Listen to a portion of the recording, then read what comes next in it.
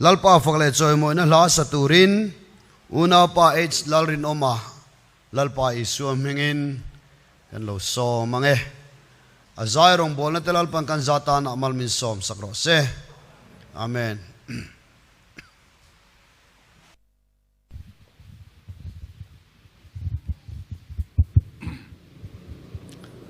Lali suam ming fakinom rose amen. Hun tam tak liam ta khan khovela hian mangai tu ka zonga atopa chuan kamuta a chu pathian pakhat chau edi somthum vela an khenbe Nazareth Isua khani lali suam ming fakinom rose Zolnei Zakaria bung som pali chang kwa chuan chuminia chuan leichung zonga hian lalpa chu lalber ani anga chuminia chon lalpa chu pakhat ani anga a mingpo pakhat ani anga tiani lali so ming fakinom ro se laldang reng kan nei lo Nazareth Isua chau lo chu ne na la kan sa ti la kan sang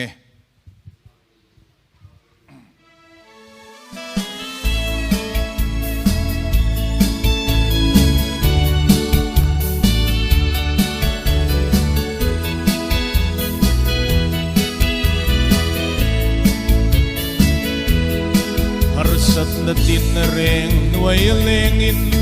hun kirtak chu alaw keng me kani at tutong pangasam ngay lo si pay huay senteu setan sual ram babulon pai zola indaw na puan zartarin kandinge lal kristan kan masway zele nalasain kan buange namtin sitin tanat san sincha sual patlotin fay na tuy guru kan rong honge mitin kita laldang ring kan nilo Nazareth Isua chau chu hallelujah ne nalakan sae ay teu thale rami auron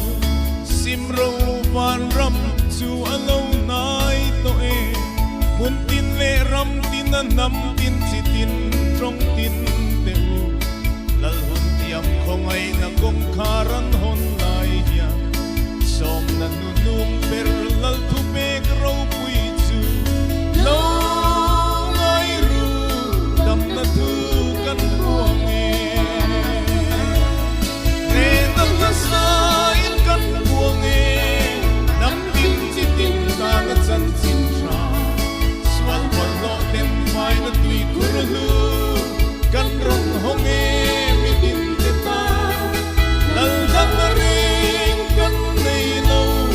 Nazareth Isua chau lo chu hallelujah ne nalakan sae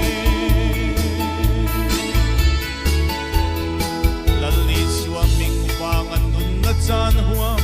thutlung thiang lim buang tu te kan ni chan hai pachia le riang vai te kan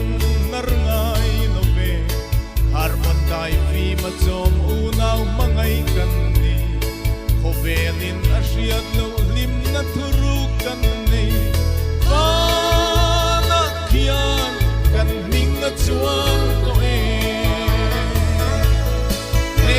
nasain kan buange namtin sitin tanat san sincha swal patlo ten fay na tuy guru kan rong honge mitin kita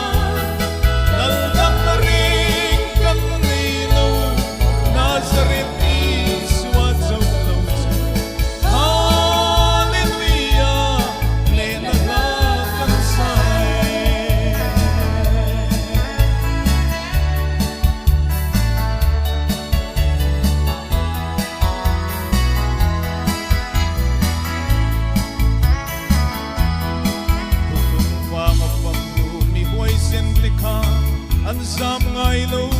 sa kol le ral ma an ti sen thiang lim tham ral na nei ram nge ya ya an dung thu la kal lai relin lal tu tlung ma ten swal na tui pon kara nun na thu kan buang e kan sam lo ne na la kan sa e ne na la sa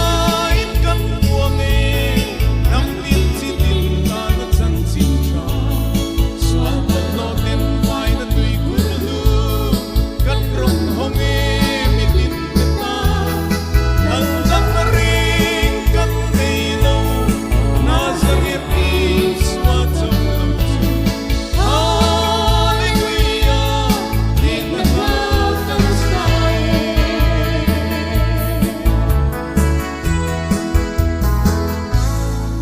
Lali suaro kui berose